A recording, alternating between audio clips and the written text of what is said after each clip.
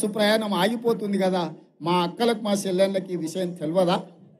అదేవిధంగా పేదవాళ్ళు దవాఖానకు పోతే బిల్లులు కట్టలేక ఉన్న పొలం అమ్మినా, ఆలి మీద ఉన్న తాళి అమ్మిన సరిపోని పరిస్థితిలో చంద్రశేఖరరావు రాజీవ్ ఆరోగ్యశ్రీని దివాలా తీపిస్తే మళ్ళీ పేదల ఆరోగ్యం కాపాడడానికి ప్రతి పేదవాడికి రాజీవ్ ఆరోగ్యశ్రీలో 10 లక్షల రూపాయలు ఉచితంగా వైద్యానికి అందించి ఇవాళ పేదవాడి ఆరోగ్యాన్ని కాపాడినందుకు కేసీఆర్ అమ్మే సారాయి తాగి కిడ్నీలు లివర్లు పాడైపోతుంటే వాళ్ళందరినీ కాపాడడానికి మేము ప్రయత్నం చేసినందుకు కాంగ్రెస్ పార్టీని ఓడగొట్టాలనా అని నేను అడుగుతున్నా కేసీఆర్ను, సన్నాసి బీజేపీ బీఆర్ఎస్ వాళ్ళను.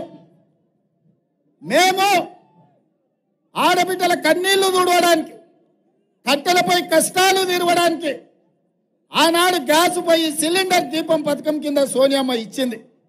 400 రూపాయలకే సిలిండర్ ఇచ్చింది. మోడీ కేడీ కలిసి ఏం చేసిరా?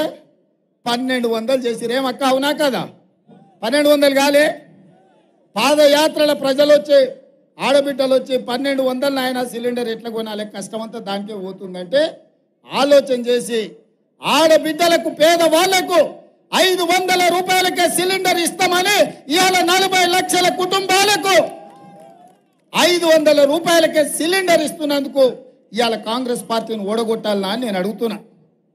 అదేవిధంగా డబుల్ బెడ్రూమ్ ఇళ్ళ పేరు మీద కథలుగా చెప్పి అల్లుడొస్తే ఆడ ఉంటాడు, కొడుకు కోడలు ఉంటే ఆడవంటారు, గొర్రెపిల్ల మేకపిల్ల ఉంటే ఆడగట్టేస్తారు అని ఊరిచ్చిండు.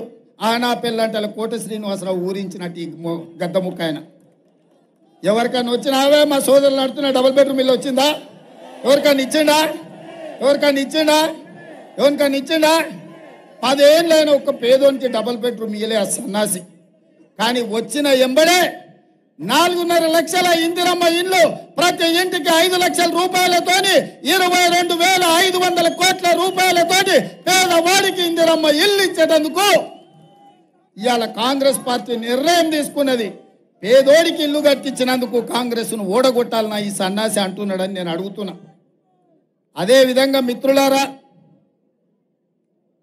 5 పథకాలు, ఆర్టీసీ బస్సు ఉచిత ప్రయాణం, రాజీవ్ ఆరోగ్యశ్రీ పథకం, 500 రూపాయలకే సిలిండర్, 200 యూనిట్లు ఉచితంగా పేదవాళ్లకు జీరో బిల్లు, ఇవాళ ఉచిత కరెంటు, ఇందిరమ్మ ఇండ్లు, 30,000 ఉద్యోగాలు, బీసీ జనాభా లెక్కలు, ఇన్ని పనులు 100 రోజుల్లో చేసినాం. 100 రోజుల్లో ఇన్ని పేదల కోసం సంక్షేమ పథకాలు. ఈరోజు పేదవాళ్ళని ఆదుకోవడానికి కాంగ్రెస్ ప్రయత్నం చేస్తుంటే కొత్తగా వచ్చిన ప్రభుత్వం 6 నెలల సంసారం చక్కగా జరగని అని అంటాడా? లేకపోతే పిల్లి శాపనార్థాలు పెట్టినట్టు ఇది కూలిపోతుంది, ఇది పడిపోతుంది అంటున్నా. నీ అయ్యా జాగిరా, ఇది మన ఫుల్ బాటిల్ అనుకుంటున్నా బిడ్డ. కూలనికే పడనికే లాగులో తొండలిడిచి కొట్టిపిస్తామా నల్లగొండ సోదరులతోటి బిడ్డ నువ్వు అనుకుంటున్నావు. ఈడెవ్వడు అల్లటప్పుడు లేడు. అవుతుంది బిడ్డ నీకు పెళ్లి మల్లగిన ఇట్లా మాట్లాడినావు అంటే. అందుకే ఇవాళ 10 ఏళ్ల నుంచి ఇక్కడ కేడీ ఉన్నాడు, అక్కడ మోడీ ఉన్నాడు. మోడీ మనకు ITIR కారిడార్ ఇవ్వలే. ఆనాడు సోనియమ్మ ఇస్తే రద్దు చేసాడు. మీ ఎయిమ్స్ హాస్పిటల్ 10 ఏళ్ల నుంచి ఇంకా గోడలక్కనే నిలబడ్డది. ఎంకన్నా ఎంపీ అయినాక కొట్లాడి నిధులు తెస్తే ఇవాళ పనులు అవుతున్నాయి.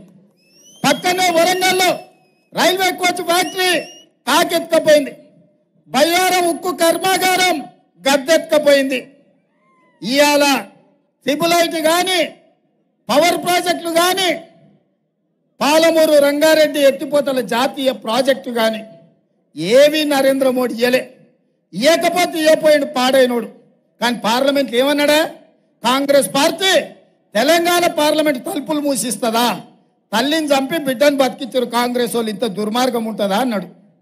నేను అడుగుతున్న ఇవాళ భారతీయ జనతా పార్టీ నాయకులను, బండి సంజయ్ని, కిషన్ రెడ్డిని, ధర్మపుర అరవింద్ను, ఇక్కడున్న బూరా నర్సయ్య గౌడ్ను, అయ్యా కాంగ్రెస్ పార్టీ ఆంధ్ర